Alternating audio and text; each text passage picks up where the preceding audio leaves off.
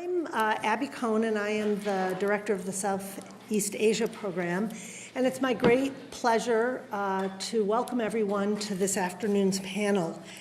I'd particularly like to welcome our keynote speaker, Michael Charney, who's a professor of Asian and military history at SOAS, our invited panelist, THIRI, who's a film producer and graduate student at the University of Minnesota, and Anne Blackburn, who is professor of Asian Studies and director of the South Asia program, who has very graciously agreed to step in at the very last minute because our colleague Magnus Viskeu, who was going to be the moderator for today's panel, has fallen sick. Nothing serious, but rather quick onset and in no condition to join us today. So Anne Blackburn is graciously stepping in. And I'd also very much like to welcome Geetika Dharma Singha, who is a graduate student in Asian literature, religions, and cultures, and who was key to organizing today's event. Today's event, and so I would like to welcome everyone here, both on behalf of the Einaudi Center, as well as the Southeast Asia program and the South Asia program, together with the students, the collective of concerned students on global issues. Today's event is part of the Einaudi Center's Roundtable discussion series. And these roundtables address issues that cut across disciplinary boundaries or regions of the world. They tend to feature distinguished guests from around the world and faculty experts from Cornell. Last week, we held a roundtable about the Indian Ocean in the 21st century and the tensions there among India, China, and the United States. Other recent topics have included the potential of geothermal energy, the future of the World Bank, and the Syrian refugees crisis. Today's event is part of a series of events on the Rohingya crisis, which has been jointly organized and hosted by the Einaudi Center, the Southeast Asia program, and the collective of concerned students on global issues, and co-sponsored also by the South Asia program. And I'd like to give special thanks not only to Geetika, together with the other students who have been involved, but also to the Einaudi Associate Director, Heike Mikkelsen, who has really made today's events possible, and we've had an action-packed couple weeks, so we really appreciate everyone's efforts to bring these events together. So at this point, I'd like to invite Geetika to come up, and she'll say just a few words from the students' perspective about about what we're about to hear about today, and then we'll get started with our panel on the roots of the Rohingya crisis, the eradication of a Myanmar ethnic group. Thank you very much.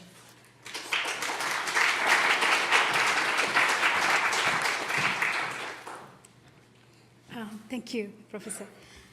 I would like to share why, as students, we wanted to organize these events on Rohingya and why now. Of course, I gave a little background last week. We had the event with Gayatri Spivak, but I'll present it again, those who missed that event. On August 23rd, 2017, Kofi Annan, the former Secretary General of the United Nations, delivered a set of recommendations to the President of Myanmar, he called it Burma too, on the ongoing problems in the Rakhine State. His commission prescribed actions to overcome the ethnic strife and solve the issue of Rohingya, including those who have been confined to internal camps in Rakhine since the violence in 2012. But instead, an attack by Rohingya armed elements became the start of what the Myanmar army called a clearance operation. 3 weeks later, top UN officials declared that the new Rohingya refugee crisis amounts to an act of ethnic cleansing. Over 500,000 Muslims have fled from Rakhine State in Myanmar during the last 2 months and are desperately seeking refuge in Bangladesh and India. Hastily created refugee camps are not able to meet the demands of the number of refugees that are still coming today in every day and now may number 800,000. As we read news reports on the violence every day, we must make more of an effort to understand its history and context.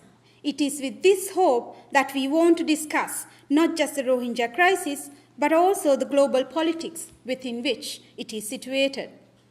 The root cause of the crisis goes back to colonial times. The fight between the British and Japanese during the Second World War divided the people living in Myanmar along religious and ethnic lines. After the end of the war and the independence of Myanmar, the Rohingya were never accepted into the new nation state as citizens. They have since been part of a long struggle against the injustices of the Myanmar nation state. Today, the Rakhine State conflict and the ensuing mass displacement of Rohingyas continue to be plagued by destructive forms of nationalism and occurs in the context of American, Chinese, Indian, and Russian interest in Myanmar's natural resources and strategic Indian Ocean ports. The recent elections of Aung San Suu Kyi, a Nobel Peace Prize winner, were treated as a shining light for democracy in Myanmar. But recent events have provoked a reassessment of her image. Perhaps we can ask whose dreams and expectations has she given up? Was she ever a messiah for the ordinary people in Myanmar and Rohingya? Meanwhile, this shows a model of the nation to gain self-determination and independence can no longer work. We must look for a new vision for self-determination and peace.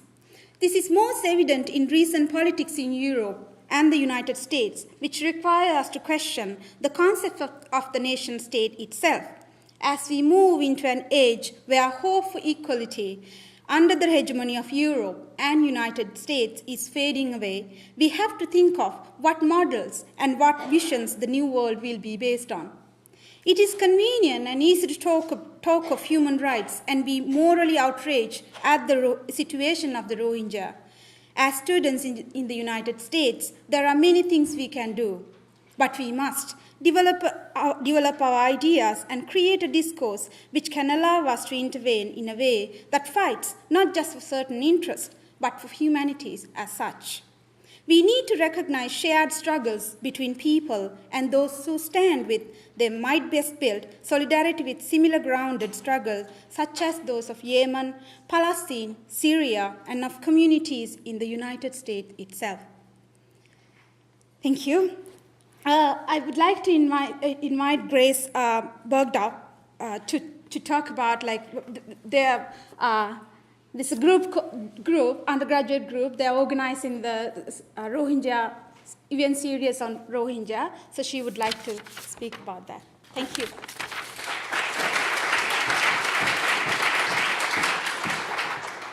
Hi, everyone. I'm Grace Bogdanov. I'm here on behalf of a 25 student organization coalition. We organized a Rohingya Week of Action that's starting next week on Monday. It's going Monday through Friday, and I think the most important event that we hope to see you all attend is our symposium on Thursday. We'll have a panel, a short film screening, and an art exhibit for you all to enjoy and to learn from. So if you guys could go to our Facebook, that's where you'll have our event information.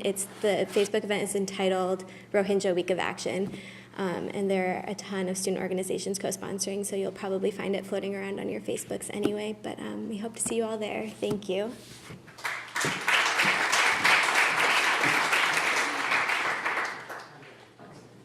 So it's a great pleasure to be with you all today. I won't speak long now. Just to say, first of all, that I regret very much the absence of our colleague, Professor Magnus Fiskesjö, who has done so much along with student organizers to support a series of events and discussions related to Rakhine State, Rohingya crisis, and wider Indian Ocean questions. So we regret his absence today, and I'm just pitching in his unfortunate absence.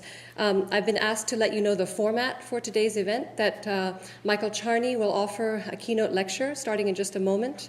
We then have the pleasure of a response from EIANT, who is here with us from the University of Minnesota.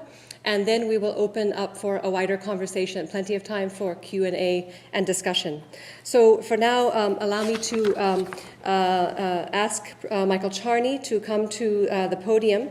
He is Professor of Asian and Military History at the School of Oriental and African Studies at the University of London, a military and imperial historian specializing in Southeast Asia in both the pre-modern and modern periods. I have myself used Michael Charney's work and benefited from it.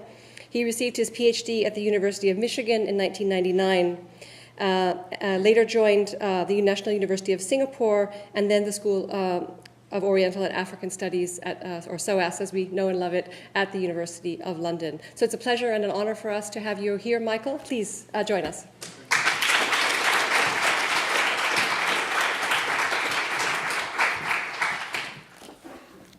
Thanks for coming. Thanks to Gathika for inviting me, and to the Southeast Asia Center for arranging all of this, and for Anne for your introduction.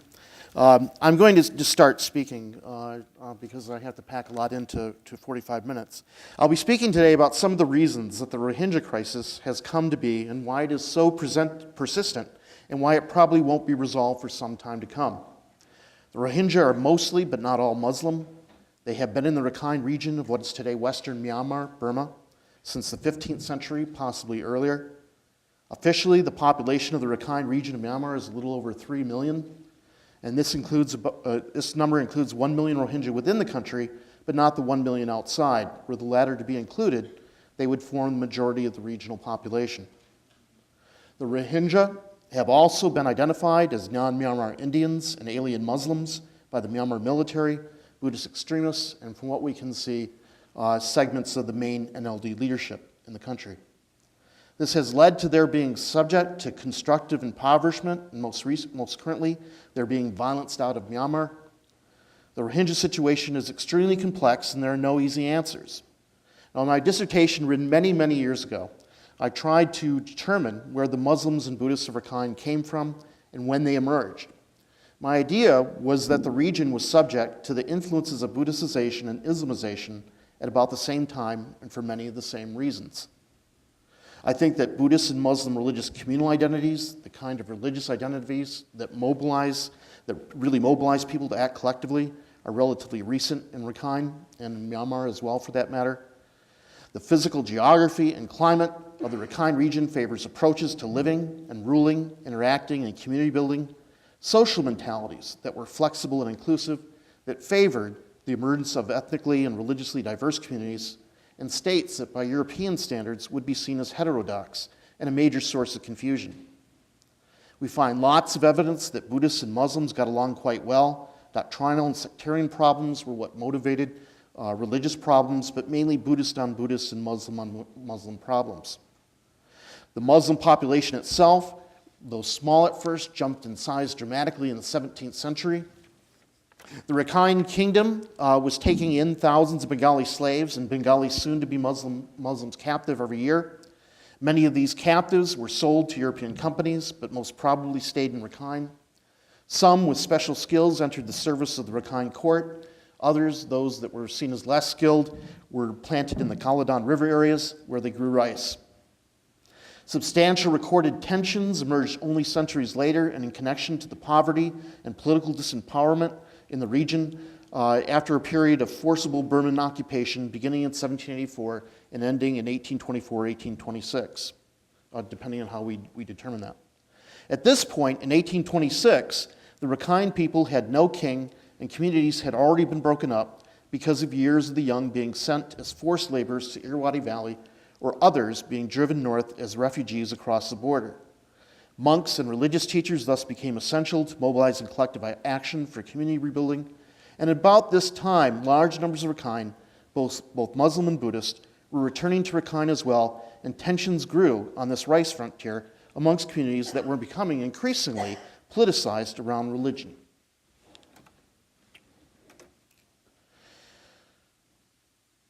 Now, the political geography is also important. Rakhine is on the northwestern frontier of the Myanmar state. As Victor Lieberman has discussed at length in Strange Parallels, Myanmar is one of 3 charter states that swallowed up a number of different polities by about 1830 on mainland Southeast Asia, making it one of the major lowland states of the region and by 1784 it had stretched over the mountains that separated it from Rakhine and had included Rakhine as well. And as James Scott has discussed most recently in The Art of Not Being Governed, but I think commented more directly upon in Seeing Like a State, we can see more easily accessible and traversable lowland areas as state space, space that lends itself to state administration. And see more difficult mountainous topography that predominates in Southeast Asia's border regions as non-state space, that space which is difficult for a state to govern and has to be reached, as has been reached last by all the bad things associated with state-controlled administration. The parts of Rakhine that the Rohingya inhabit represent such an area of non-state space, and the southern parts of Rakhine that are predominantly inhabited by the Rakhine Buddhists we might think of as state space. Now, why this is important is that one way to view the problems we see now in northern Rakhine is that these anti-Rohingya pogroms are the last thrusts of full lowland state integration. The Myanmar military is literally pushing Burman civilization up the hills, for as Scott has said in other contexts, civilizations can't climb mountains. This would certainly seem to be the case when we look on the other side of the border, where Bangladesh is accused by local Buddhists, also historically Rakhine, of doing exactly the same thing, pushing them out and across the border into Myanmar, the Bangladesh state, like the Myanmar state, now fully integrating its frontier, non-state spaces, into the body politic, and with it, the national language, the national faith, and the national culture. Alternatively, we can see the impact of the expanding state in Rakhine a little differently. It has rendered many lowland Rakhine Buddhists into a different people than they had been in earlier centuries, with a different social mentality. Traditionally, the Rakhine, Muslim, Buddhist, and Hindu, adopted approaches to life, state building, and community building that were inclusive and heterogeneous and give very little evidence of religious or racial bigotry until quite late. As the Myanmar state expanded to incorporate Rakhine lowland space, the state promoted both consciously and unconsciously, in fits but also structurally, the Irwadiization of Rakhine, something that other scholars have called for other parts of Burma the process of Myanmarification. Many Rakhine Buddhists left the impoverished region, became an important population in colonial and post-colonial Rangoon and Mandalay, and later returned or revisited Rakhine, reinforcing the influence of Burman cultures, language, and mentalities in southern Rakhine. At the same time, the Rohingya experienced the same kind of phenomenon as other borderland peoples. They embraced the border like the Kachin, the Shan, the Mon, the Karen, and many others along Myanmar's frontiers, and used it to their advantage, the border refiguring life around it. Rohingya interacted increasingly with areas north of Myanmar, and it's fair to say that they were influenced from Bengal and India and other areas in the same way as southern Rakhine were by the lowland Burmans. This helped to bifurcate the Rakhine people further. Perhaps inclusiveness declined among both groups, but regardless of the differences, it did not and should not be seen as having disenfranchised the Rohingya of being genuinely Myanmar ethnics. In the same way, the interactions with Thailand did not and does not make the Shan and Mon any less Burmese, nor make the Kachin and their interactions with the Sam and Yunnan any less Burmese either. Now, I will be highlighting what today I believe were the major factors at work in what we might call anti-Rohingya hysteria in contemporary Myanmar. I'm not speaking about the religious communalist hatred within Rakhine that has emerged between Buddhists and Muslims in the area during the British colonial period, although I see this as an interrelated problem with the national anxiety over the Rohingya today. But what has made this a national problem, why it has provoked a national response historically and today, and why this can only be resolved with a national solution, is due to four main factors. First, colonialism. Colonialism impacted Rakhine differently and further back than it did the rest of Myanmar. It is to colonialism here that we can source many of the problems around the Rohingya issue today.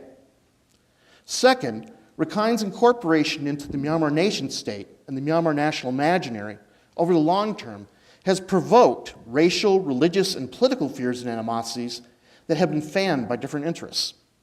This is something you're going to find in every society.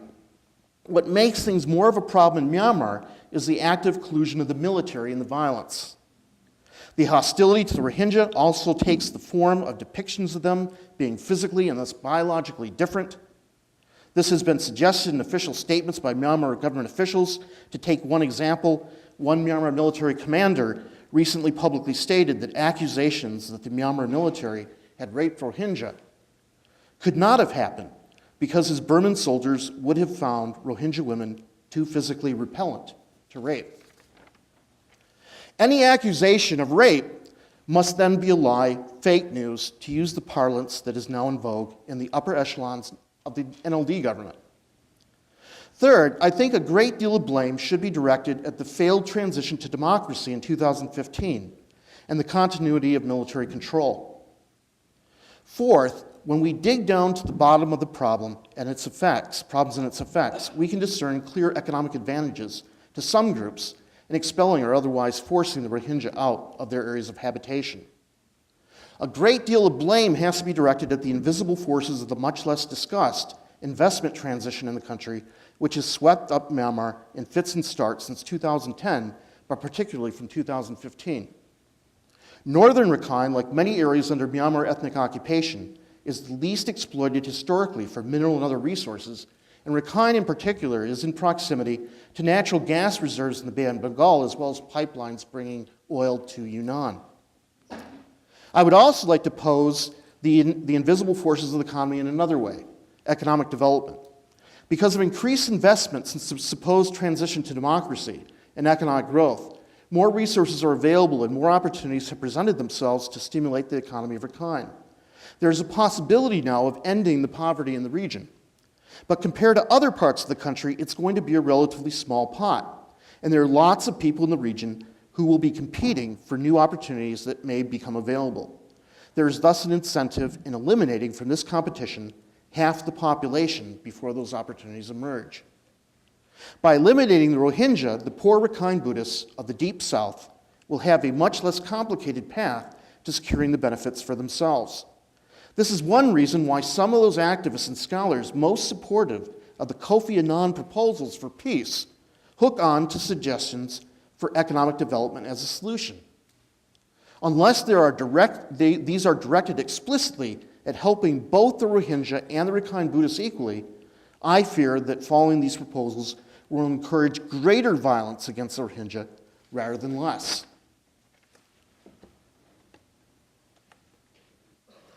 Now, the basic argument directed against the present-day Rohingya is that although no one can deny the presence of the Rohingya before British rule, it is argued by some that so many Muslims from Chittagong in southeastern Bengal entered Rakhine during the colonial period, this effectively means that the present-day Muslims in Rakhine are far more likely to be Bengali than the original Rohingya stock. This argument, which we can call the nativist argument, is specious because it relies entirely on a myth that has grown ever since it was a twinkle in the eyes of Sir Arthur Phayre in the 1830s and 1840s. The myth of 1824 was that when the British introduced colonial rule into Rakhine, this removed the obstacles to foreigners coming into the country and invited in thousands of Bengali Muslims who the British believed were better workers than the indigenous Buddhists. This created in this myth the first major Muslim populations in the region, led to Muslims overrunning northern Rakhine and forcing the indigenous Buddhists out. By extension, as each part of Myanmar was acquired by the British, Indian immigration continued without legal controls. The citizenship laws of 1982 formally identified these groups as non-national, non-Taiyan races, non-national races.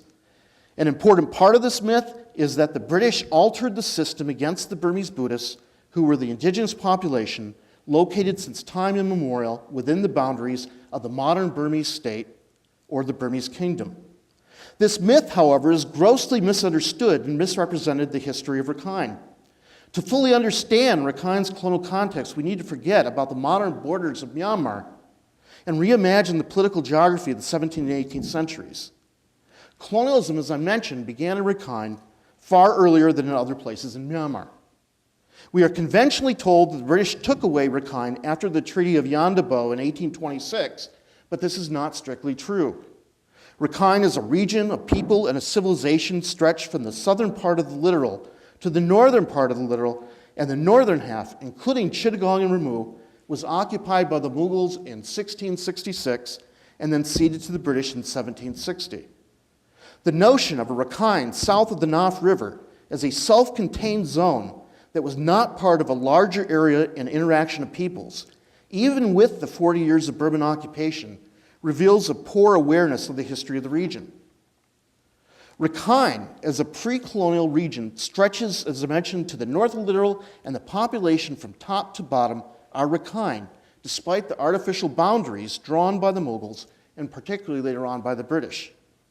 Southern Rakhine was forcibly joined to the Irrawaddy Valley in 1784, when for a period of 40 years, the Burmans followed a forcible invasion of southern Rakhine with a military occupation and the expulsion of many of the inhabitants, Buddhist, Muslim, and Hindu. They had in the past invaded and occupied the area for a few decades at the beginning of the 15th century, introducing the first Theravada Buddhist colonists and members of the Ava and Pagu courts to rule over the kingdom.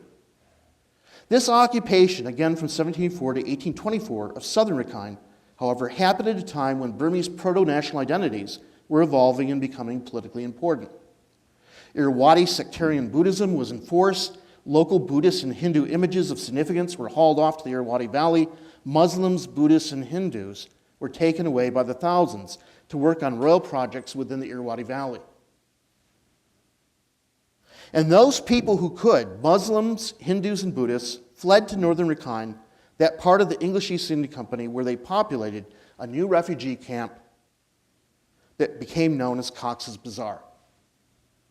At this time, the documents established that Buddhist refugees called themselves Rakhine, and the Muslims and Hindu refugees called themselves by their own word for Rakhine, Rohang. Thus Rohingya, or Rohingya today. These refugees would remain inside Bengal until 1824, when the First Anglo-Burmese War broke out. It was only in 1826 that southern Rakhine was rejoined with northern Rakhine under the Bengal presidency after the aforementioned period of 40 years of occupation by the Burmans. The British decided to make a singular, abstract Rakhine, one that glossed over its more mundane geographical and ethnic features and was oriented around Buddhism in Myanmar. The British had decided that nations had the same culture, language, and religion. When they looked at eastern Bengal, they started to see the area as historically Muslim and Bengali-speaking. Being Muslim and Rohingya now came to be connected to the northernmost center of the littoral, closer to other Muslims, and hence known as Chittagonian Muslim. Being Buddhist, by contrast, being Buddhist in Rakhine meant identification with the southern Rakhine and the areas closest to Buddhist Myanmar. The British made a conscious choice to organize only the Buddhist Rakhine into an army that would help company forces invade and liberate occupied Rakhine from the Burmans, what became known as the Mag Battalion. This unit and other company forces kicked Irrawaddy settlers out, kicked out the Burman administrators and soldiers, expelled the foreigners from their land. And after their victory, the members of this unit became the new Buddhist elites of colonial Rakhine. 1824 thus saw the introduction not of foreigners, but their expulsion after 40 years of harsh occupation. It saw the return of the first wave of indigenous refugees, the Buddhist refugees identified as proper residents by the British, who would soon be followed by others in the decades ahead, including other Buddhists, Muslims, and small numbers of Hindus. Now that's one aspect of the myth of 1824 that needs to be redressed. British rule marked the end of foreign occupation and foreign immigration and the beginning of repatriation of Rakhine's Muslims, Buddhists, and Hindu indigenous populations.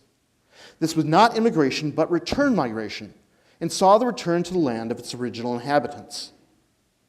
But British scholar administrators in Rakhine favored the Buddhists, not the Muslims. The British already knew about Bay of Bengal Muslims from decades of occupation of Calcutta and the surrounding Bengal presidency.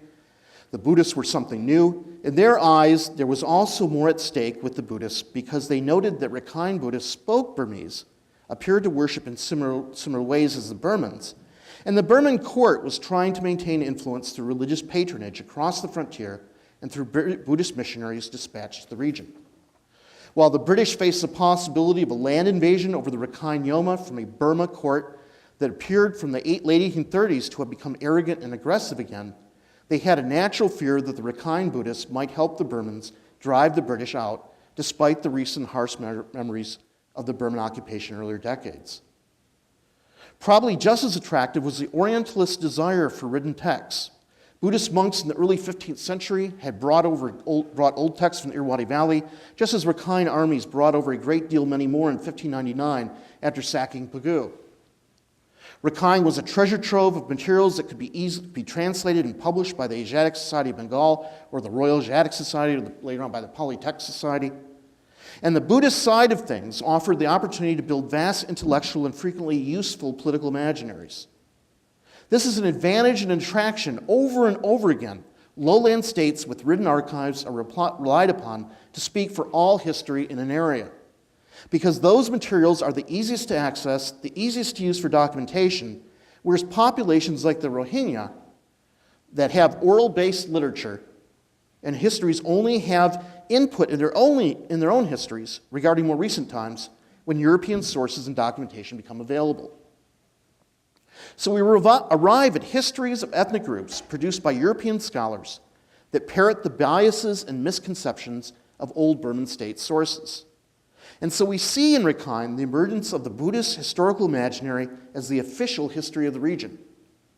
The most significant force behind this recovery of the Buddhist past was Sir Arthur Phayre, a member of the Indian Army in the lands of the East India Company. Phayre was brought in as administrator, and he was very much influenced in his thinking of the essentialist biological and religious elements seen as part of the nation during his own time. Phayre brought with him Western migration theory, peoples rose and conquered others, and civilization thus represented a layering of episodic political change. When Asia was viewed through this framework, the histories of different societies in India and China and all those in between appeared to make sense. Civilizations did not move on their own, they were carried most often by conquerors. Indianization occurred in the lands of further India because Indian colonists and conquerors brought it with them. Islam was brought to the Bengal that Phayre first served in because Muslim warriors had brought the region under the control by fire and sword. But always, somewhere deep down, was the original civilizational matrix of the original inhabitants. In this context, it is interesting to consider Phayre's first assumptions about civilizational change in Rakhine. For him, anything Muslim or whatever did not look Mongolian, as he considered the true inhabitants to be, was brought from India into the country artificially. And whatever looked most like what he saw in the Irrawaddy Valley was that closest to the original purity of the true sons of the soil. As he wrote, I skipped a slide. As he wrote, the Arakanese are the same stock as the nation which inhabits the valley of the Irrawaddy. Their national name is Myanmar. They are a section of that nation, separated from the parent stock by mountains, which, except toward the southern extremity of the range, admit of little intercourse from one side to the other. Hence, those Arakanese living in the northern part of the country, adjoining Bengal, have some peculiarity in dialects and manners. They touch upon a people totally different from themselves in race, language, and religion. There, the original Mongolian features of the people have been considerably modified, the nose being more prominent and the eyes less oblique than they are found to be among the people of the south of Arakan and in Burma proper. Phayre, unfortunately, never considered whether the verse was true, that Burmans, Buddhist culture, and Burmese language were brought over the Rakhine Yoma, instead from the Irrawaddy Valley, at least within historical time. Nor did he consider that those areas which he described in terms James Scott would label state space, easily administered, had deviated from what had been in place in Rakhine originally, and that as one moved northwards, they increasingly encountered Rakhine people and culture that had pre-existed the Burman and Mon invasions of the early 15th century.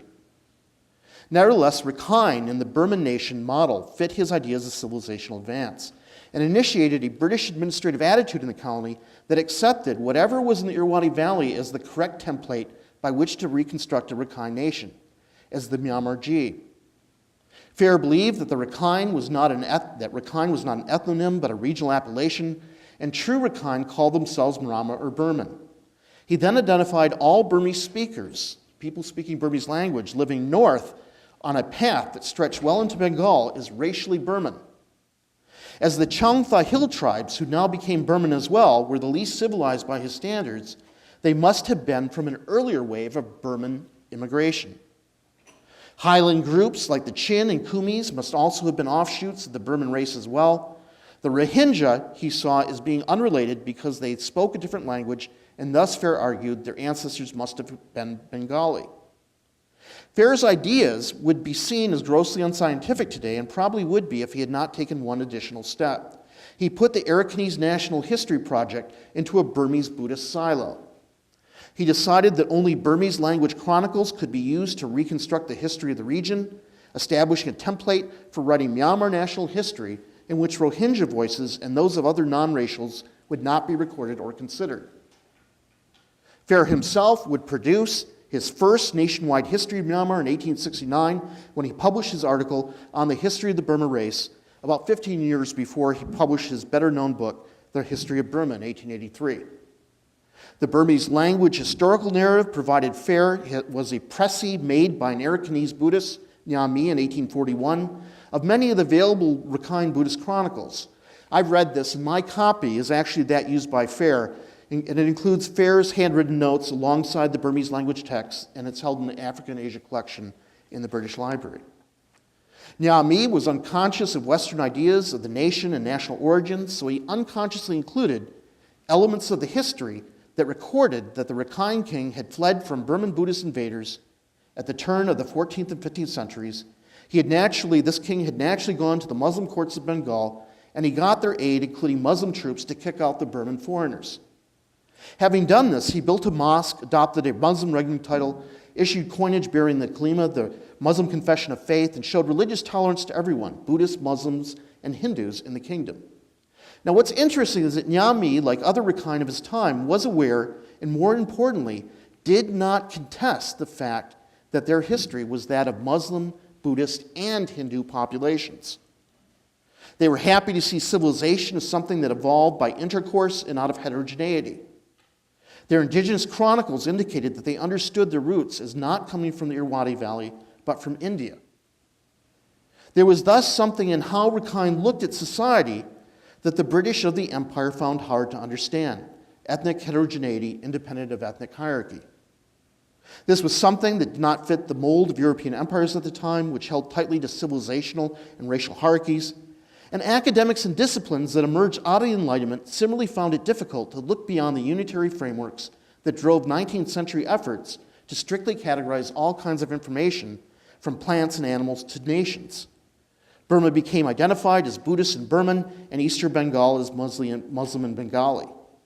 Despite these religious and ethnic silos built by Europeans, encasing countries and peoples on the basis of a Western political and ethnic register, it was possible at the same time to be a Muslim and a Buddhist kingdom, for a court at the same time to patronize Buddhists, Muslims, Hindus, and Christians through the material support and protection and tolerance of their religious sites.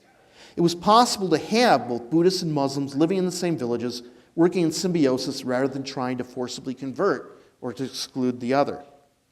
Nyami was so unaware of what Phayre wanted that in his history he included the Muslim and Buddhist titles of the king, Buddhists and Muslims among the historical actors, and the different kinds of religious sites. Phayre rejected this, and although he derives most of his own history of Rakhine from Nyami, Phayre removed or ignored in his main narrative what did not appear to match his notions of what made his Buddhist Rakhine imaginary Rakhine. Where earlier observers, Charles Peyton, for example, had referred to Rakhine's kings by their Muslim titles, Phayre explained away the discrepancy in his appendix, labeling a handful of Muslim titles listed as foreign, and excusing them as requirements of being tributary to the Sultan of Bengal, or later being because of these Rakhine kings' overlordship over the city of Chittagong. But the project went further than Phayre in history writing. British administration in Rakhine similarly shaped religious ownership. Muslim religious sites may have been identified as Buddhist. Anything that was not Buddhist and was not currently being worshipped at actively by resident Muslim communities was torn down. British archaeologists such as E. Forshamer, who uncovered further sites, could not explain the strange styles with which the temples they found had been built, why what they believed to be Muslim and Bengali symbols, writing, and paraphernalia were found in what must have been pagodas, and assumed that the Buddhists here must have had some degree of religious syncretism. British educational policy finished the job in deciding an education policy in the 1840s to imprint on all young Rakhine of the future ways to view their world the English East India Company decided that the Muslims of Rakhine would be educated as Muslims in Bengali, and that Buddhists in the region would be educated as Buddhists and Burmese. 20 years later, Rakhine was divided again. The southern half identified as traditionally Buddhist and Burmese, and an area that had been occupied by Myanmar in the past would be separated from the Bengal presidency and added to what became British Burma, British Myanmar. Atlases and gazetteers helped to reinforce these divisions. Rohingya, as we know, they referred to themselves by the late 18th century at the latest, became merely Muslims when in the south, or Chittagonian Muslims when they had been born in northern Arakan, but Rohingya ceased to be an officially recognized category. This was so much the case that late colonial scholarship followed suit, usually informed by Buddhist scholars of the region who had been educated in the colonial schools such as San Shui Bu. Working with a colonial judge, Maurice Collis, San Shui Bu produced the next generation of English language scholarship on Rakhine, and in particular identified the Muslim Buddhist coinage of early Rakhine rulers as a sign that Rakhine's rulers had not been Muslim, but had been Buddhists and adopted what later scholars have referred to as Islamicate political symbols. I've used that term, Islamicate, as well for this, so I'm partly guilty of this as well. In other words, Rakhine's rulers who founded the Mount dynasty in 1430 were Buddhist and only used titles like Sultan, Islamic names, adopted the Muslim confession of faith, and so on their coins and their chronicles, and built mosques because they needed to be respected by neighboring Muslim rulers. Later scholars accepted these explanations without investigating further from the angle that perhaps they were Muslim rulers showing tolerance for the Buddhist elements of their population. Had Rakhine remained exactly the same, with the same sources, coins, and the like, but been located politically within modern Bangladesh rather than in modern Myanmar, we might have easily done this. National frameworks of our current day lend a disproportionate weight to our default understandings of the past. I stress that local Rakhine Buddhist resentment of the Rohingya was already there in Rakhine, and actually some of those Rakhine Buddhists that were loudest about the Rohingyas being foreign come from exactly the same towns as the Rohingyas do. Under any conditions after the end of the colonial period, the colonial template of religious and ethnic division would have continued, and there would have been local tensions within Rakhine under any government, whether it wound up being a democracy or a dictatorship. Witness, for example, the Mujahideen separatism of 1947 to the 1950s. But what turned the Rohingya into potential fuel as a national political issue and the target of national policy was this myth of 1824. It is a key part of thinking about the national races, the 135 national races today. And I'm going to go into the history of this and its evolution to the present. I'm not going to go into the history of this in depth, but I'll go over it in brief. This concept picked up speed in the post-independence period, in particular from its prominence in the Revolutionary Council period, thinking from 1964, its prominence in the citizenship laws in 1982, and was pushed into school texts and other government publications from 1990. There was no real list of what these 135 national races specifically were. It was usually used as a legitimizing phrase to explain why the Rohingya, or the Chinese or Indians, were not included. Now, although some can argue, such as Nicholas Cheeseman, that the 1982 citizenship law did not make being a member of the national races the only requirement for being a citizen, or directly remove citizenship from the Rohingya overtly, in essence it did. It established different categories of citizenship. If you were a member of one of the national races, you were a citizen, even if you did not have papers. If you were not, you had to have papers showing that you had been born in Burma in 1948. You had been within Burma in 1948. This made only the Rohingya and other officially non-nationals peculiarly vulnerable to registration abuse. The enactment of the law was preceded by military operations on the border to sweep out undocumented aliens in 1978, the Naga Min operations. This caused the first major exodus of the Rohingya out of the country, 250,000 people. When the military replaced the BSPP government in 1988, it required a change of documentation again, in which government officers denied registration to many of the Rohingya. In any case, the junta at the time reified a line of thinking about Rakhine that could be traced back in one way or another to Phayre's work in the 1840s. Buddhist Rakhine were Rakhine, but Muslim Rakhine, the Rohingya, were not. The idea that the Rohingya are not part of the 135 national races like others is very significant because it makes the Rohingya part of the legacies of colonialism. and something that can and should be dealt with as part of the last steps of achieving complete independence in their mindset. It is this reason Myanmar authorities eased their consciences for not permitting Rohingya children to attend schools of any kind past primary schools, except for madrasas, so they could learn the Quran and nothing else. It's why the Bangladesh government has had to provide basic training in different skills to Rohingya refugees, because so many are functionally illiterate and lack skills of any kind to use to support themselves economically. Now, I'd like to return briefly again to Arthur Phayre, the 1830s, 40s man who started all of this. As Cheeseman has argued, the encroachment of the national races concept into legal requirements for citizenship and its trumping residents has left the path of claiming to be a member of the national race the only feasible path open for Rohingya to seek citizenship, because they wind up being excluded through unfair de facto practices that render nil nominal de jure avenues. Claiming Rohingya to be a national race, it is argued, is something that Rohingya advocates have done.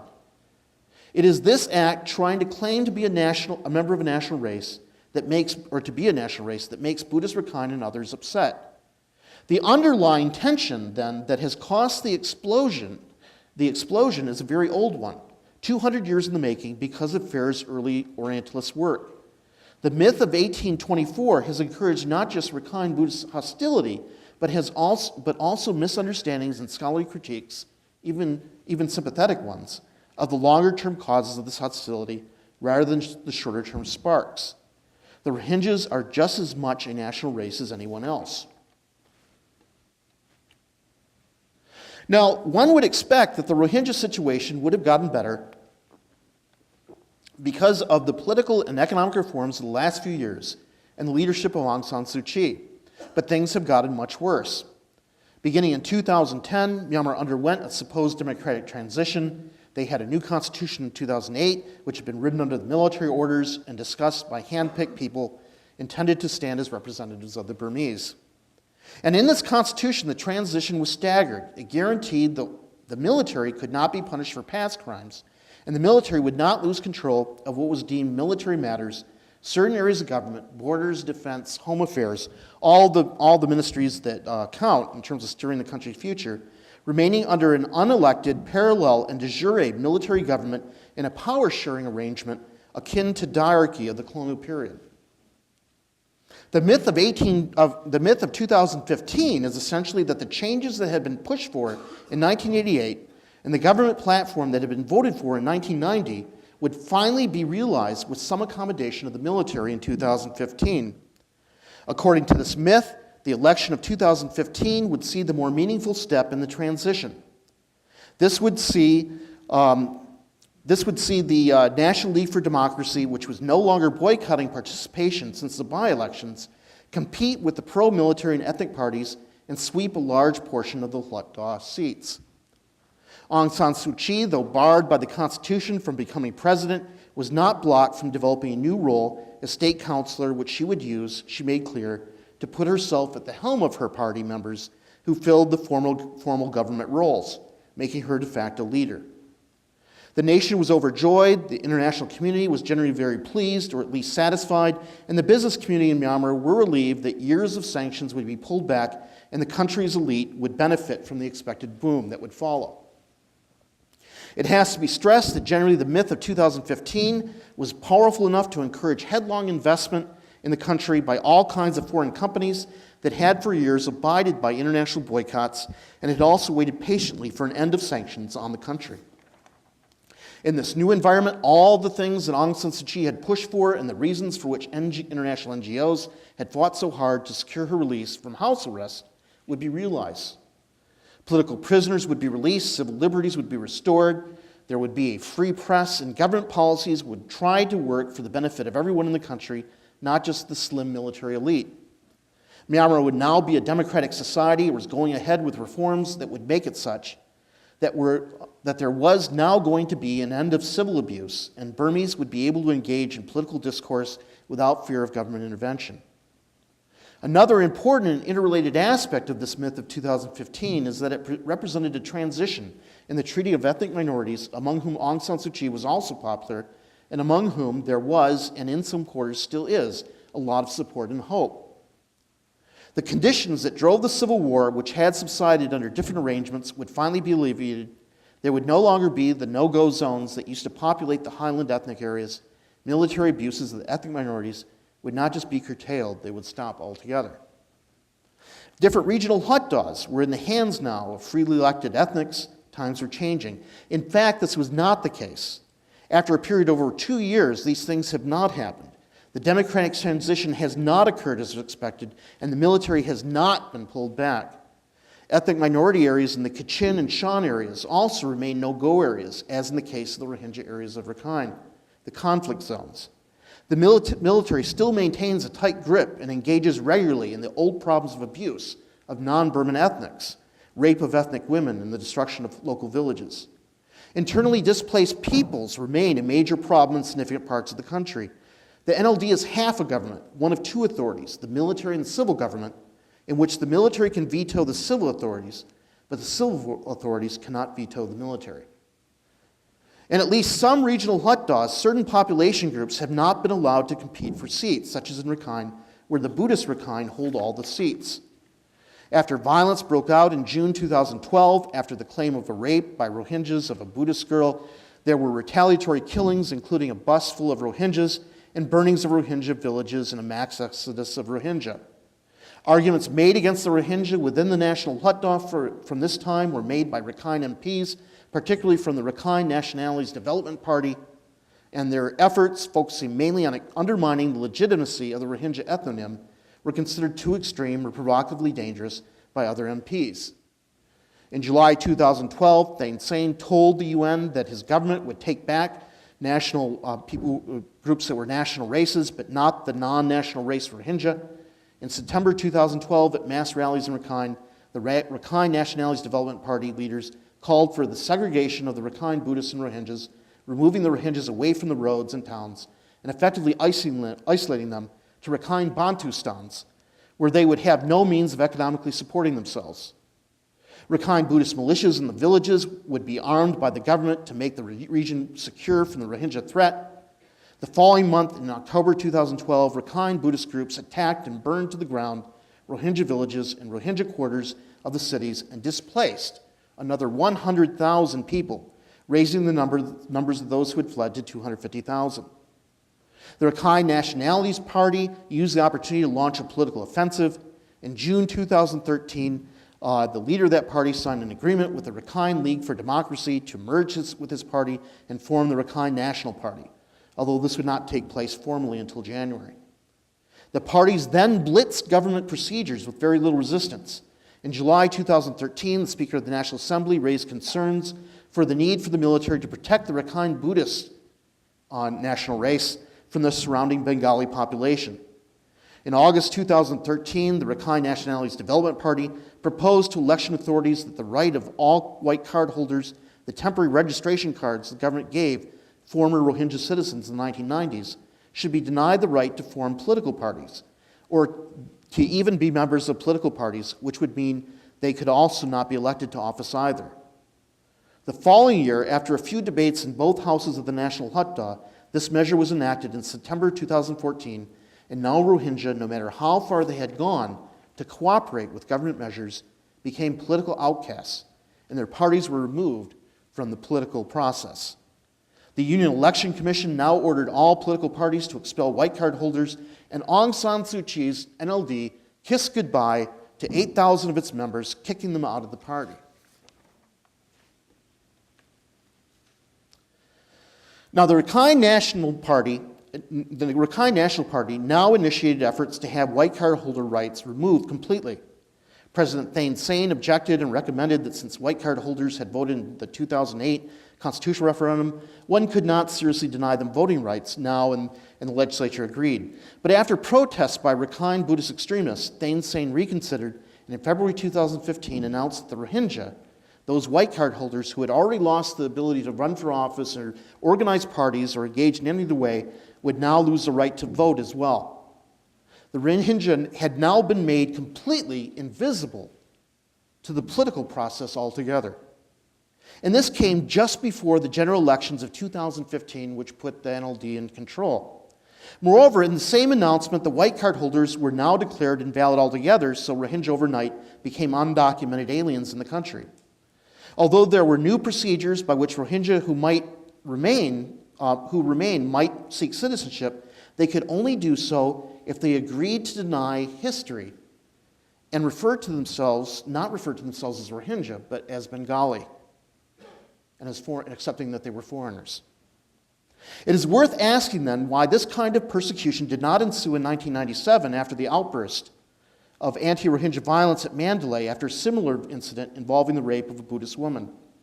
Muslim neighborhoods in that case were burned in a flare-up, but were not followed by the sustained national persecution of the scale of today. As an aside, at the time the military was in control, Wirathu was thrown into prison and security was enforced. We have to keep this in mind when we think about who benefits from uncontrolled violence in Rakhine today. And why, when there was resistance to persecution in 2012 and 2013, a recognition of Rakhine Buddhist extremism and a conservative approach to dealing with communal violence with an eye on ensuring stability rather than violence before, this has changed. The phenomenon was sustained in part because a lot of interests benefit from the perception of crisis. The military benefits from its role in preserving order between warring communities that can't otherwise manage their hatred. Monastic groups like Mabatha, who want to challenge the monastic economic or political status quo, raise the specter of religion in decline or religion under threat. Wirathu had been released in 2012 after being imprisoned for years for inciting anti-Muslim hatred, first as part of 969 and then in 2013 as part of Mabatha, which he and other monks had just formed. Businesses and the government benefit from the acquisition of unoccupied land where the housing has been destroyed, giving them a legal right to confiscate the land. Ethnic community leaders, like those of the Rakhine National Party, raise their political stature just by trying to stoke up anti-Muslim violence. It indicates that democracy in Myanmar is not making deeper roots, a foundation of the myth of 2015, but instead that its roots are getting ever shallower. This will ultimately lead to the military having the opportunity to demonstrate again, as it was permitted to do in 1958 and 1962, and as it unilaterally decided to do in 1988, that only it can manage the state. Ironically, what has been most at fault has been the widening of political space for the public that has invited this transition. The anti-Rohingya legislation did not get passed in the legislature because the legislature had changed. The only real factor that had changed was mounting public pressure on the legislators to enact legislation that was overtly anti-Muslim everywhere, but within Rakhine, it was really anti-Rohingya. What has made the myths I've discussed, the myth of 1824 and the myth of 2015, so difficult to counter, is that there has been so little time between two contexts for national debate. For half a century, there was a lack of real public debate on important issues brought by tight military control. Then, in the last several years, the doors to a seemingly national forum to campaign on certain issues swung wide open. One of the big things that changed since 2010, but slowly at first, and really in the last few years, is the wider spread of the availability of cell phones and computers, or access to the latter, and the much greater access to social media. Facebook and other social media has become the major forum for the indigenous circulation of news, for public participation in such debates, and the promotion of certain discourses through YouTube. It became the main means by which the Burmese community abroad stayed in contact with the Burmese community at home, communicated what was happening in the country, and it was through Burmese abroad that stories about Islamic terror abroad became stories about Rohingya terror at home. Monastics similarly found common cause with politicized monks in Sri Lanka, again through social media and the internet, and this is crucially important to understanding the nationalization of the Rohingya hatred in Myanmar.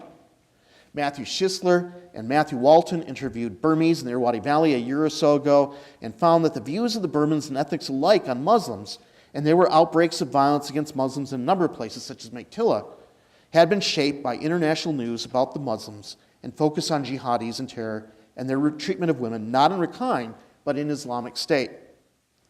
There were also clear links between monastic rallying against Muslims in Sri Lanka and the same in Myanmar, and all this is essentially a different creature than the hatred for Rohingya within Rakhine. Now, in conclusion, I would like to highlight then how the regional Buddhist hatred of the Rohingya and the national hatred fear of the Muslims merged into a single nativist agenda to rid the country of Muslims is a clear lacuna in the literature. But some answers are possible even with what we know now. This has partly been the work of Rakhine Buddhist activists and community leaders who have reached out to national groups. But it is also the responsibility of national groups that immediately saw the Rohingya through the framework of terror and expanding Islamism that was being shaped by exposure to foreign media and communications with expatriate Burmese.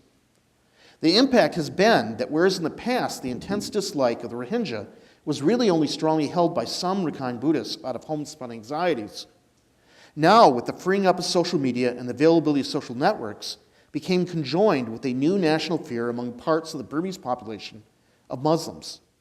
Unfortunately, the nature of the debate on the Rohingya has meant that some have tried to characterize any perspective as zero-sum and in polarized terms.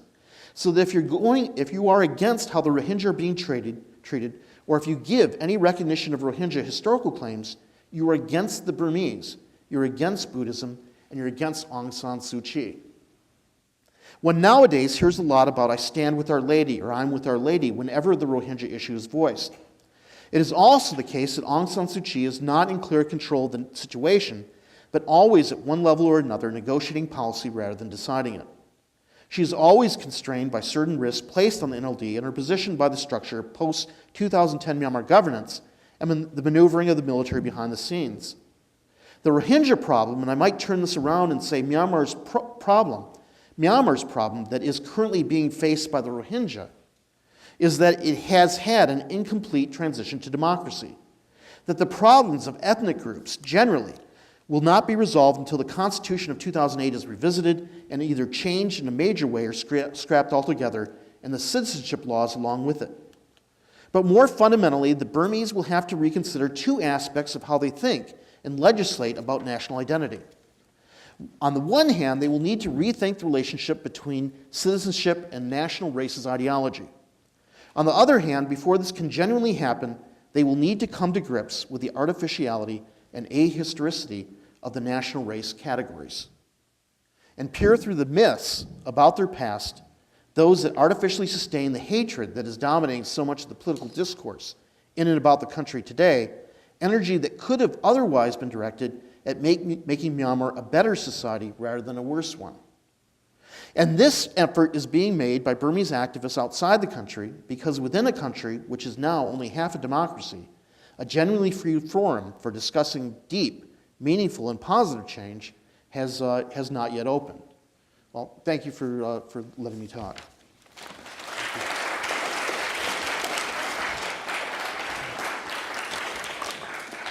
Thanks very much, Michael. It's always reassuring when a talk starts with the 14th century. I find it's very feeling. You've taken us on a grand journey, and there's lots to think about. I want to now invite our second speaker, Ma THIRI, to join us here to offer her remarks. THIRI is a film producer and researcher and activist who has worked for the last several years on issues related to human rights, conflicts, and the media in Burma. She has worked with Human Rights Watch, the New York Times, Washington Post, the Wall Street Journal, the BBC, and other organizations.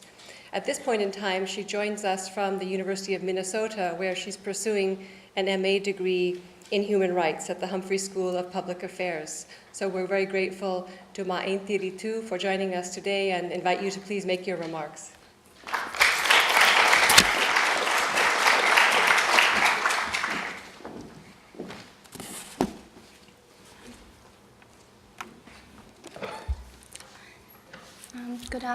Good evening, everyone, and thank you very much to Cornell and Guy and all the students who invite me to join this this conference to this panel and to share my experience as a local perspective. And I'm really grateful to be here.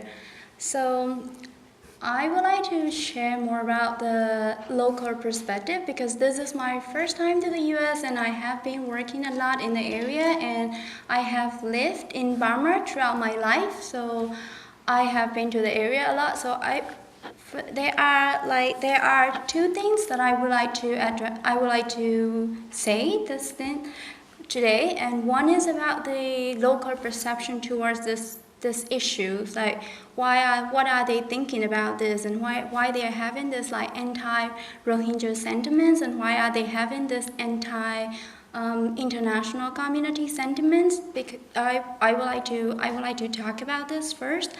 And in Myanmar, like I think since I came here, when people ask me about Myanmar, so they only think that there are only two groups of people, like Rohingya, Muslim, and the Burmese or the Buddhist community. So because the information that they have received is really limited, because we are being overgeneralized about this. But in Myanmar, it's not like that. In my experience, I grew up with this newspaper, the government newspaper. At the back of it, we have a bold letter called like BBC is lying, VOA is lying, and RFA is lying, and a sky full of lines. These kind of narrative that the military government used over the past 20 years. And now, after this Rohingya, the recent attack happened, the people, the general population who used to fight against this military junta, they repeat the same narrative of the military narrative, like BBC is lying and VOA is lying, Skyfall is lying, and they don't trust any international media and any international community. So I really want to understand why this thing happened. Why are they why are they echoing the narrative of the military hunter that we used to hate 20 years ago? So for me, when I analyze, there are like in my analysis, there are three kinds of people in Burma. One group is like a nationalist, like pure nationalist, and they live with that. And also they share the idea of the Islamophobia, that they are like, oh, Islam is trying to take over the Buddhisms and Islam by means of the population, and they have lots of myths like Muslims are having so many wives, and Muslims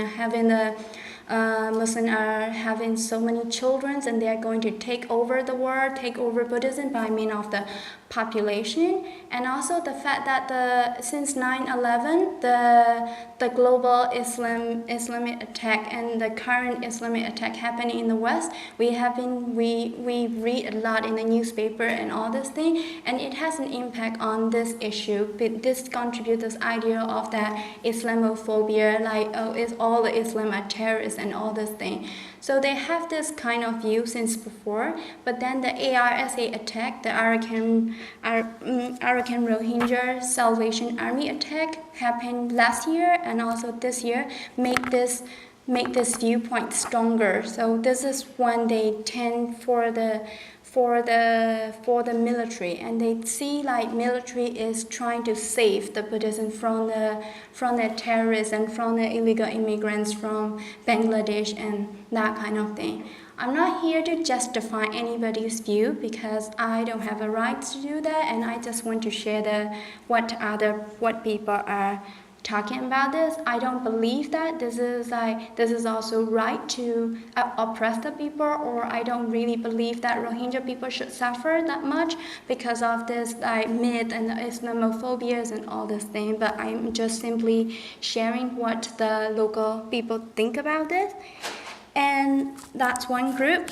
And also this group, they want to enjoy the power of this lack of rule of law, because the country has no rule of law. They can do what they want to do. I think this Buddhist group, like ultra-nationalist group, like Mabada and all these people, they want to lift people with this kind of phobia so that nobody can take action against them, even the government, because they are enjoying the power. That's why they are automatically supporting the military. And there's another group which is like, they're not directly supporting the military, but they are defending Aung San Suu Kyi and NLD government. I think it's because the information flow, where do we get the information for all this thing? This attack, most of the single source of information is from the military, but military itself is not sharing this information. It's Daw Aung San Suu Kyi office sharing the information, and Daw Aung San Suu Kyi office is the one doing this kind of press conferences and making a defending against the military. So people are confused that who are they? People are not really supporting the military, but people are supporting the NLD. People are defending the NLD. So because they believe NLD, and so because they believe the information from the NLD. So just because it is led by Daw Aung San Suu Kyi. So they don't like the international blame on this issue on NLD people. So they feel like they are defending. They feel like they're defending the NLD. Daw Aung San Suu Kyi, which is indirectly supporting the military. This is why they are sharing this view of like anti-Muslim and anti-international points of view. And the third group of people is a silent population. It includes like the moderate voices. There are moderate voices in the country, but their voices cannot be heard because we don't have any legal protection, and also social harassment and lots of like physical harassment that we can be faced if we speak out about this issue. And in that silence population, there are also other people, other ethnics who are non-Muslim, non-Buddhist, but the Christians population, like in Chen State and Kachin State, who also suffered the civil war, for them, they are like wait-and-see situation because they don't want to speak out for Rohingya because they feel like international people don't pay much attention to their issue as much as they do to the Rohingyas issue. So I think we have this like silent population, and there are silent population who wants a solution, but their voices are not really heard in this kind of thing, in this issue. So, and also we have a crisis of freedom of expression. We have a shutdown of the freedom of expression since the NLD government came into power, because many of the people in the country see Daw Aung San Suu Kyi is democracy. So if you criticize the policy, NLD policy, you are criticizing Daw Aung San Suu Kyi, you are criticizing democracy, then you are the traitor of democracy. So people don't want to be labeled at that thing, and there are lots of people who don't like to attack Daw Aung San Suu Kyi. So whenever you speak out, whenever you criticize about the policy of NLD and on this Rohingya issue or any other issues, you will be seen as a national traitor. You will be seen as a traitor of democracy. So people have this censorship. Like people like me, I was really afraid to speak out about this issue, even though I really wanted to, but I trying to avoid this conversation if possible. So that kind of thing. And another part that I want to say is the international media coverage. In my experience, and I work with international media a lot, and how international media cover about this issue and how local media cover about this issue. So first, I would like to talk about the local media on this issue. So generally, local media, they don't go to the area. They don't go to the area because one, like they don't have the access. They don't have the like financial and the technical things to go to the area, and they also don't want to go because they have this.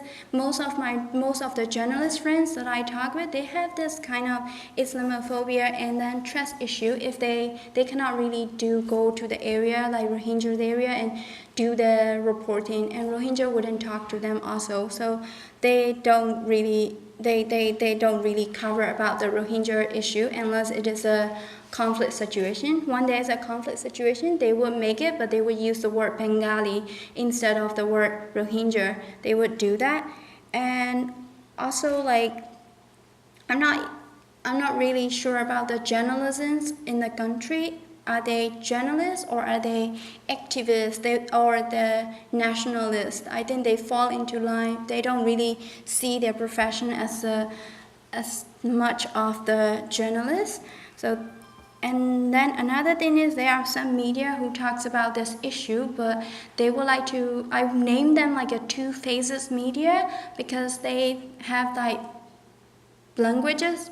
When they say in English, they will use the word Rohingya, but when they use in Burmese the same article, they will use the word Bengali. So this is not really healthy, that kind of journalism. So for the international community, if they really want to do, they should make the capacity buildings and this kind of exposure trip to the local journalists to have to experience how to make a story about this kind of thing. And then another thing is about the international media. I also think that international media is oversimplifying too much about the situation. They trying to make bipolarize victims and the perpetrator. So in my experience, when we go, we always when we get the quote in media, we have that kind of quote, and when we pick up the quote for the Rohingya, we really want to pick up the quote which is suffering and all this thing. And while we are interviewing the Rakhine people, we only want to pick up the aggressive voice of the Rakhine people, even though they said lots of other things, but in the end we ended up picking up the aggressive voice of the Rakhine people. So it's make like a two-way, like victims and the perpetrator, and so making like marginalizing the Rakhine people. So Rakhine people, they feel like they're marginalized by the international community, and they feel like their issues, their voices are not listened carefully. So their anger put more towards the Rohingya people living in the country, like where they cannot go anywhere. And so I think that I don't think like the oversimplifying the information is not helpful, and singling out Rohingya over the other ethnic group is not also, I also don't think this is that helpful. But by saying that, I am not justifying the suffering of everybody, because the level of the suffering by the Rohingya and the other people are not the same. Rohingya needs urgent cares and really need to pay attention to this, but we need to bring the voices of the silenced population, where the other suffering people. I think we also should address about the issues of the other people, so that they can also voice out about the plight of the Rohingya. And so like both sides, both international media and the local media, they need to dig out more to the information, and they really should listen to both sides, and they really should do it rather than like trying to make the oversimplify information. Local media also do the oversimplify information, and they also do this like victims and the perpetrator. To them, Rohingyas are the bad people, terrorists, Muslims, jihadis, while the victims are Rakhine and Hindus and all other population. So these are just the local points of view, and they just why they are having this like anti-Rohingya things, and why they are having the anti-international community thing. But I'm happy to answer more about my experience later in the panel discussion. So let me conclude my things here. Thank you very much.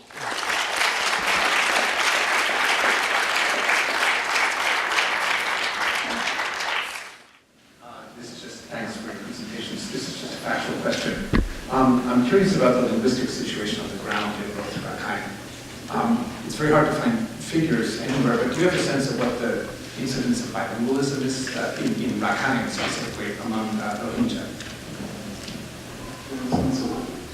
It's a bilingualism in Rakhine, either bilingualism in Rakhine State or multilingualism perhaps.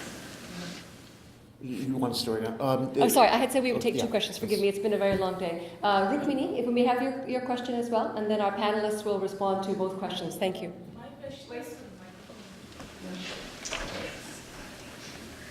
My question is for Professor Charney.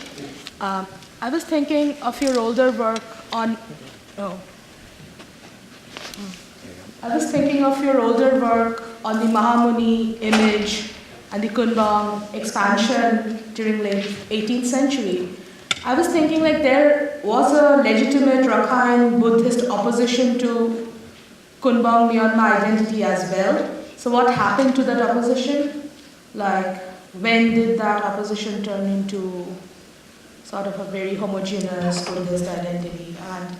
And my second question is, thinking of the longue durée sort of a history of the region, I was wondering how would you respond to Saskia Sassen's argument, who squarely reduces the complex geography into to the political economy sort of an argument. So that's it. So we have two questions. THIRI, would you like to respond to either of these, or both of them, in fact? Ask Professor Michael. I don't get a sense that a lot of Rakhine actually know Rohingya. I get a sense that a good number of Rohingya know Burmese, but it is a case that a lot of Rohingya don't know Burmese. And a specific example that comes out of that first is that when some of the Rohingya wind up in Bangladesh and they don't have papers, and the Burmese say, well, we'll take them back, but they have to give the name of their village. It is a case that there are Rohingya and Burmese names for the villages, and oftentimes they don't know the Burmese name for their village, so therefore they're not allowed back. So that's where this becomes political. I'll let you answer, and then maybe you can answer. So about the language for the Rohingya, I think it depends on the area. Like if you are in the more north, like in Mandal and the area, especially in this conflict area, they don't have any communication with Rakhine or Buddhist or Burmese, so they don't speak the Rakhine or the Burmese. But in some area, at least they can speak two languages. They can speak Rohingyas and they can speak the Rakhine languages. But in some area, in Situate, which is more city kind of places, so they can speak Burmese. They can speak Burmese and Burmese Rohingyas and Rakhine. But one interesting thing in my experience is that when I first came, it was like 6 months just after the violence in 2012. And that time, there were more people who can speak Burmese. I didn't need a translator the first time I went there. But then later on, I have to rely on the translator because less and less people speaking the language. I don't know why, but maybe they decided not to speak or something. But they don't speak that. But generally, they can speak Rakhine. I wonder if I could follow up on that. Sure, John, have a quick follow-up. Because I think there's a political and historical consequence of that, and that is you drew in your talk, Michael, a direct analogy between Rakhine and other border areas in Burma. But in border areas in Burma, hill areas, in fact, multilingualism is the norm. And in fact, internationally, in a situation where populations and heterogeneous populations, linguistically heterogeneous populations have been present for 5 centuries, again, multilingualism is the norm. This is an aberration, and I wonder if there's an explanation for it. Miranda, would you like to respond to the follow-up point made by John, by Professor Whitman? And then we have a question from Rukmini, or 1.5 questions from Rukmini still pending. Well, if I could start for this, I think it could just be because of the religious communalism that's emerged, that people don't interact as a community, which is absent in like the Shan and Karen and so on. There are problems, but they still trade and they interact, and people come to Yangon. But that would require the separation of communities to go back for many, many centuries, if that's the case. Yeah. In other words, it's an odd situation in Southeast Asia as a whole. It's definitely an anomaly. Some kind of explanation. Well, I can't explain it beyond that. I'm not a linguist. Anything you want to jump in on this point? Okay. All right. So in relation to Rukmini's point, which was directed to you, Michael. Yeah, I think that that has gone on for quite some time, and if you read renditions of Eradication's chronicles published in the 1930s, they end a lot of these with this terrible period of Burman occupation when everything was destroyed and everything else. I think it's really this anti-Rohingya Muslim movement that's kind of supplanted that. I think that there was still a great deal of in the past 20 years. I think there was still, and there still is, if they get beyond this issue, there still is genuine separatist tendencies. There's still a desire to have autonomy and this kind of thing. And they have their own history, the separate identity from the rest of the Burmans. And I remember when I was doing my PhD that I knew a lot of Buddhist Rakhine, and they had their own journal. They were in the US, they had their journal and everything, and they were insistent that you use the right way to call their name, not the way that the Burmans called them. But I don't see them doing that now. So it's really been a change that's happened in the last 20 years, maybe in the last 10 years, where this has occurred. For your other question, you're asking, is this economic in nature, or the problems that's happening? Yeah, that's certainly one of the things, because a lot of the problems didn't actually, this is where we really have to investigate this, why this all changed, because a lot of the problems suddenly emerged when suddenly Eradication was becoming economically relevant, and they had to have pipelines being built, and this land that the Rohingyas were on actually became, now that there was investment, now you could exploit this land, suddenly there's a reason to get the Rohingya off. And the laws have been put in place where the government can suddenly own any land where the residents have been burned. Well, suddenly all the villages are being burned. So this is obviously, there's economic motivation somewhere deep down, but I wouldn't go so far as to say I know what all the I can pinpoint everyone. But it is interesting that some of the countries that were most vociferous in terms of speaking out on behalf of the Rohingya, or generous in terms of hosting them in the distant past, like Saudi Arabia, don't really do anything now. Because they depend on that pipeline that's being put in it's supposed to take oil up to Yunnan. So economic motivations are a big thing that helps to influence how people react to this.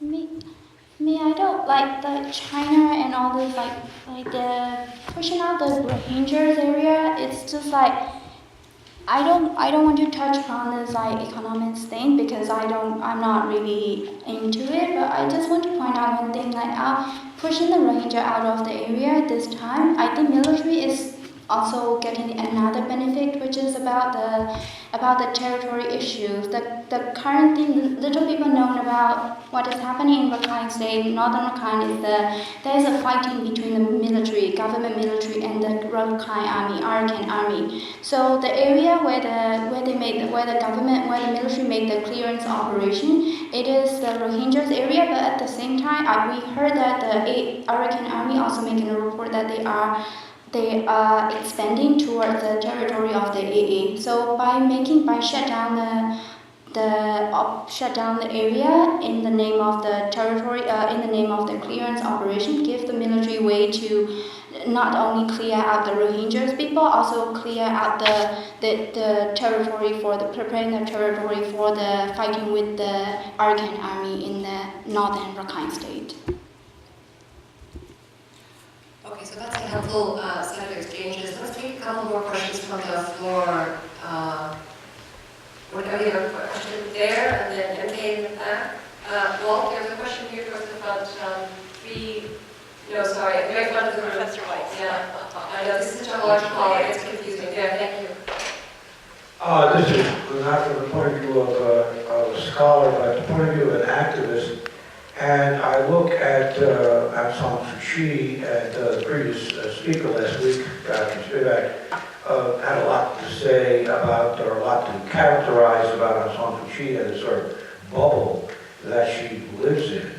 And the sort of obeisance that she shows to the myth, to her father, who was himself the founder of a Burmese extreme nationalist organization and so forth before he led the fight to independence. So I'm just wondering, is there anybody that you think could possibly get through that bubble of fantasies about all the schools that are flourishing in northern Rakhine and all this kind of stuff, as well as, of course, the general issue of treatment? Is there anybody? I noticed that one of the journalists that has asked her tough questions also introduced a book about her, that's Phayre King. So I'm wondering if there's any chance that somebody like that could actually get through to her. Thanks for the question. The other question, Walt, was back of the center section here on my right.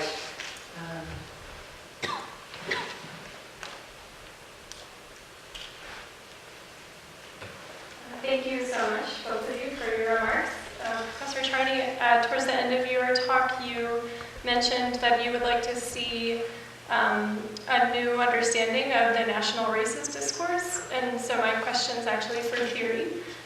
If you have any perspective on the way that people use the term Danyinta, national races, and how that figures in the discourse around the Rohingya issue and other issues around ethnic groups, and if you see any kinds of changes taking place in the use of that term. Great. Would you like to respond to that and also to the other question? I will respond to you first.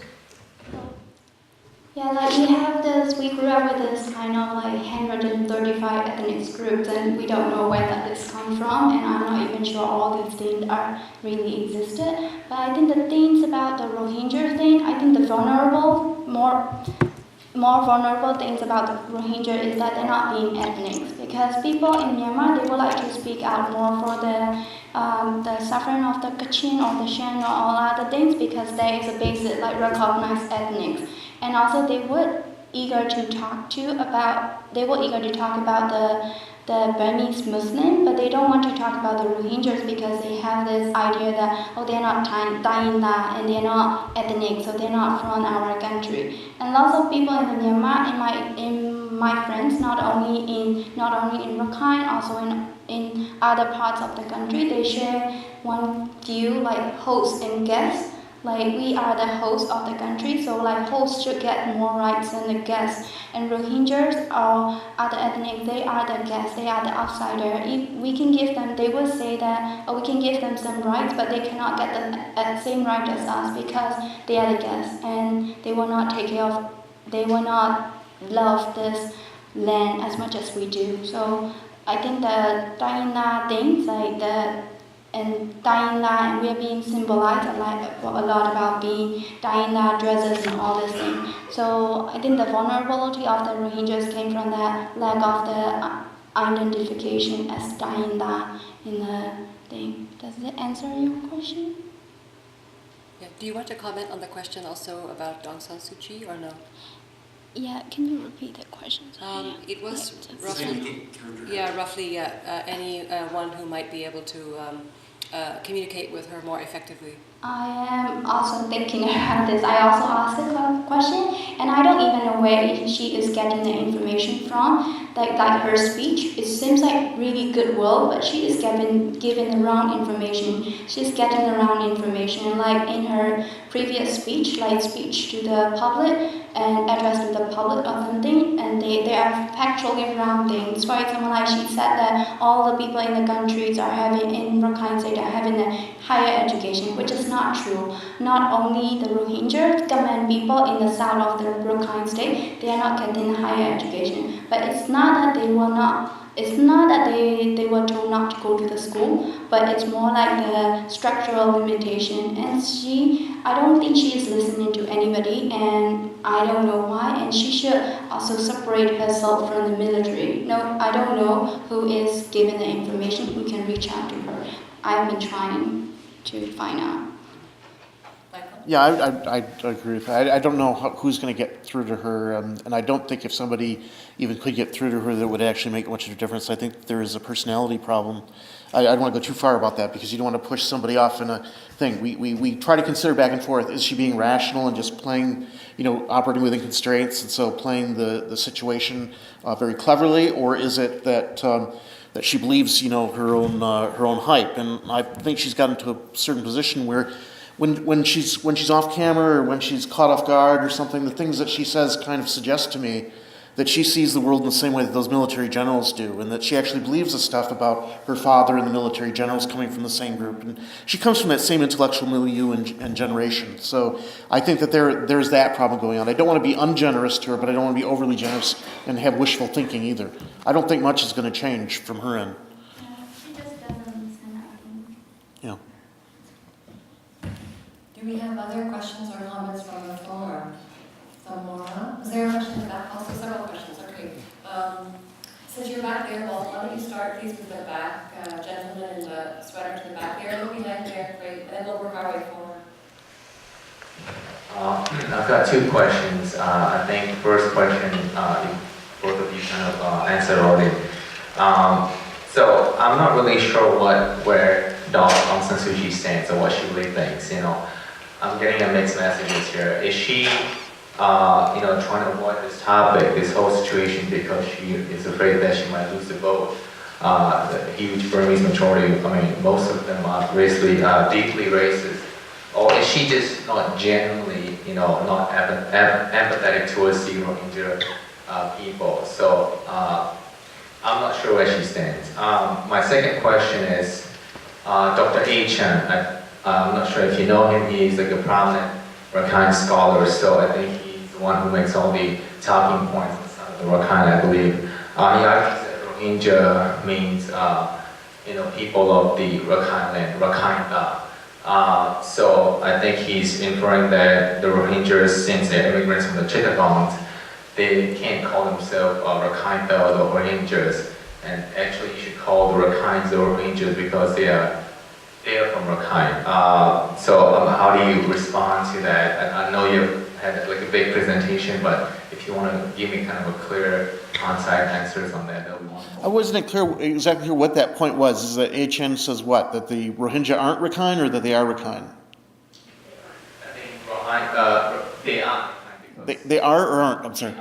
They are not, yeah. Well, he's always said that. I'm not going to comment about him personally, but he takes a particular view of Rakhine history that I do not agree with at all. Okay. So if that's a comment. Two additional questions. There's a gentleman here, just there. Well, yes, and then we had a question. Thank you. Thank you for your remarks. This gentleman back here sort of touched on it, but Dr. Charney gave a lot of historical background and detail. I'm just wondering, with the current situation, I say current last 20 years or so, with the path to democracy or so-called democracy, are most of the problems now related to the current government structure trying to maintain their position, or do you think it was more related to historical conflicts and confusion and difference of opinion? And let's collect the question from somewhere around here and then let our panelists respond.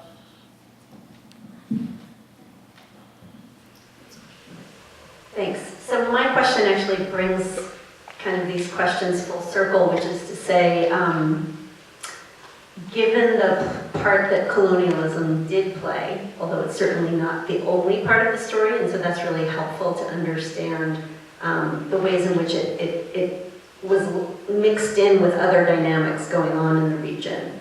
I guess I would like to hear from both of you what you think the role of the international community can and should be, given the fact that, intervention from outside was part of the problem in the first place. And so I think, for some activists outside the country, especially those who are engaged in kind of academic study of the region and are really trying to grapple with and understand the complexity and trying to understand the I think, very valid nationalist desire for self-determination.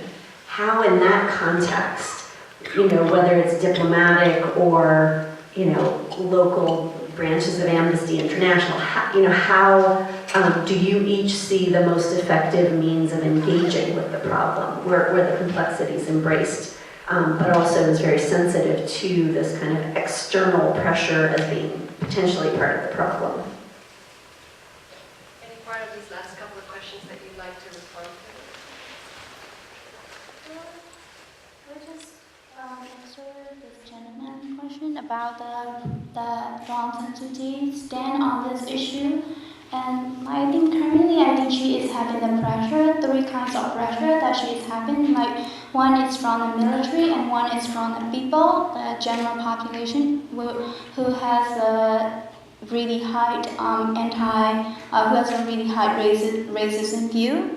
And then, third one is the international pressure. So I think one thing, because of this three pressure, she cannot really speak out, because like when she speak out, the people see this issue as a terrorist attack, and they see military is protecting the Buddhism. So if she speak out for the Rohingya thing, then the vast majority of the people, her popular support will turn against her, and they will all legitimize the military. So then I think this is her concern, that she doesn't want military to come back to the power, and that's why she is preventing that's why she is not saying anything. But her silence makes the problems worse, and this intent. And military is currently, I think, as a local, I think military is getting lots of legitimacy upon this issue. This is the fourth time military is getting the legitimacy compared to there were like 3 other incidents in the Gokeng, which is a Chinese ethnic group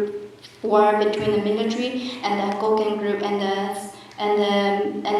ethnic armed groups and the military, and also the recent last year attack by AISA and this attack. But among them, this is the time military is getting the highest legitimacy. So at this time, while the military is getting the legitimacy, I think she cannot really speak out about this. That's one thing. And personally, I think she grew up more like a elite.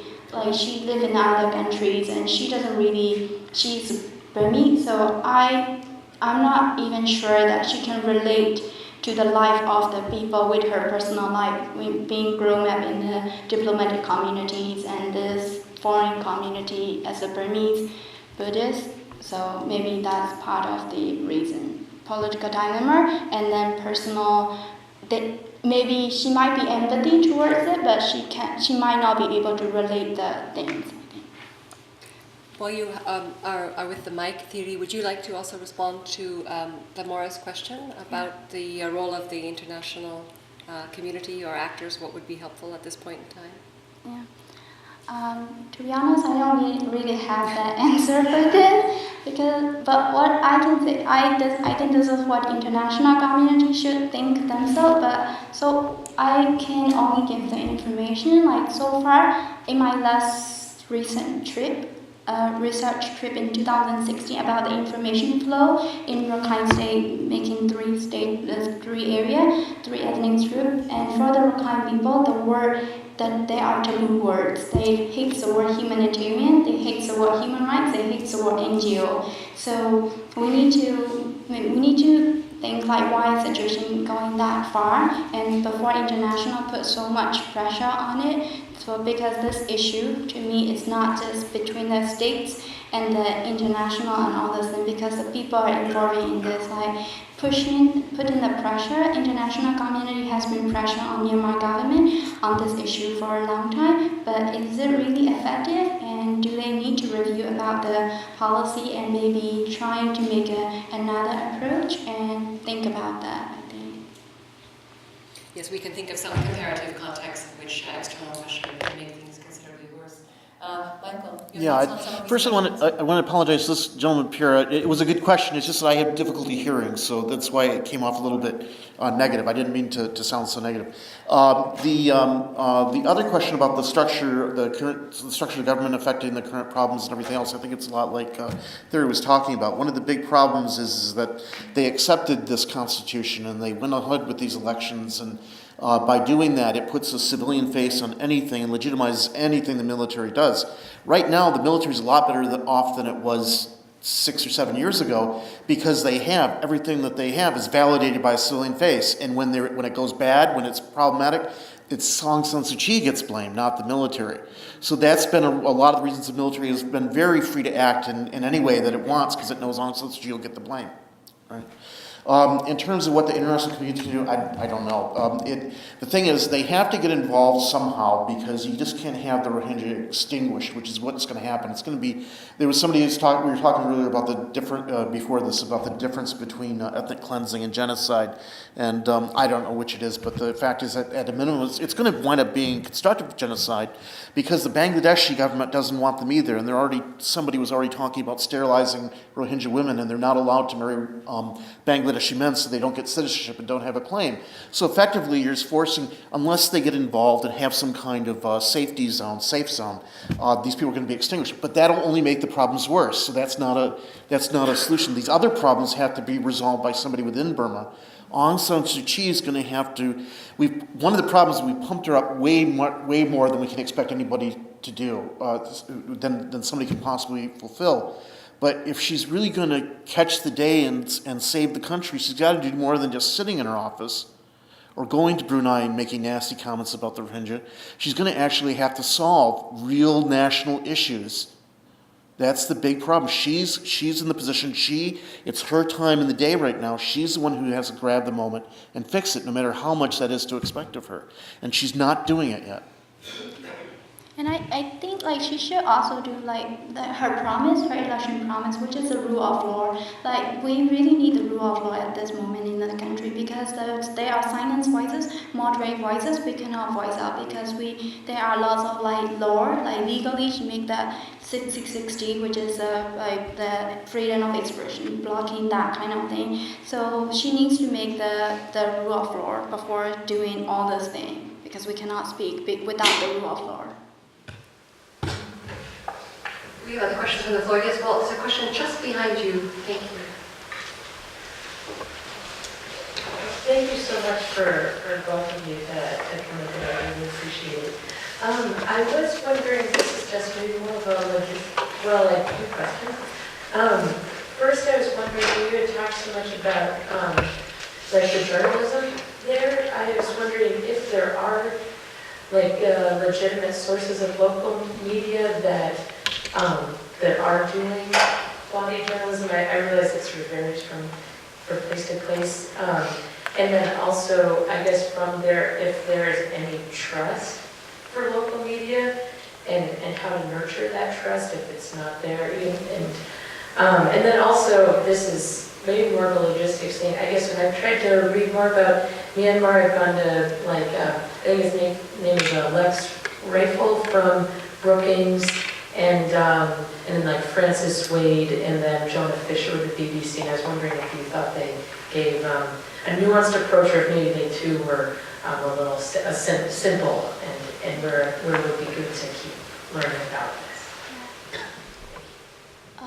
So about the legitimate media, like for us, like for me, like as a Burmese, but I get to the area because I share the same identity. Because in working in those areas, I think like really, rather than being a profession, you first need the identity. They ask who you are.